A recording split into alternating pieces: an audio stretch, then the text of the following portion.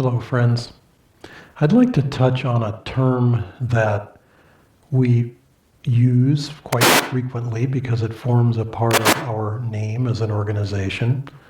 The word is Ananda, and it means joy, it means bliss. This term isn't really enough because I think many people don't really know what those two terms mean, joy or bliss. Joy and bliss sort of sound like really, really happy. I'm really happy.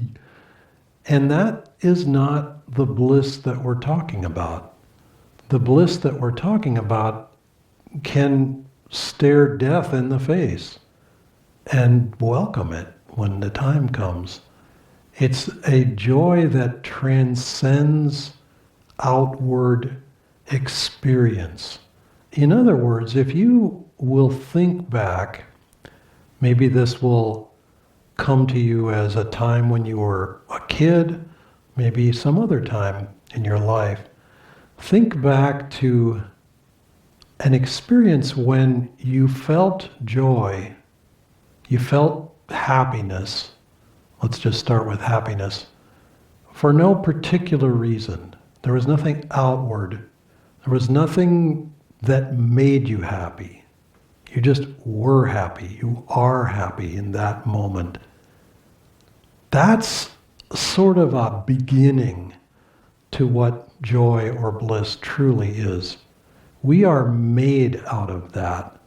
In fact, it would be quite truthful to say that when anything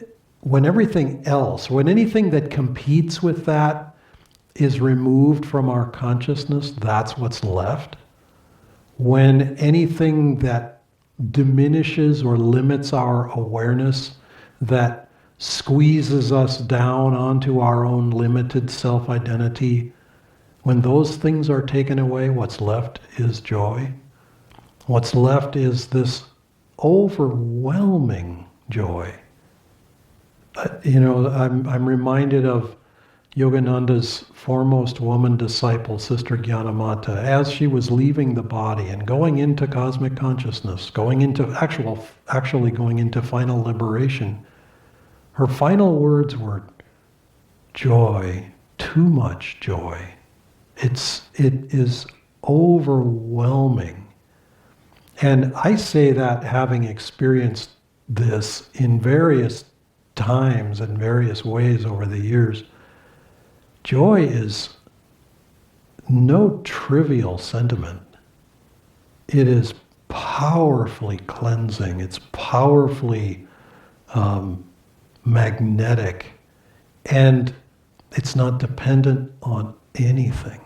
It's not dependent on the health of the body. It's not dependent on the health of our finances or relationships or anything else outward. Whether it's a nice day, whether, we just got the job or we didn't get the job or we just got fired or whatever it is that's happening around us. It is not dependent on any of that. To get to that requires that we journey within. In fact, Swami Kriyananda created the logo of Ananda. I fall into the habit of saying it in a less energetic way. And it's a symbol, and it means joy is within you. Joy is within you. And to know that it lives inside of us itself is a key point to this. Because so often, so much of our lives, we're looking for something outside. We're looking for a fulfillment to come to us. And it's not that the things that come to us have no relevance, but they have particular relevance depending on how we respond to them. And the journey to joy will eventually come to all of us. All of us will eventually find that and achieve that awareness inside of ourselves. But it does require going within.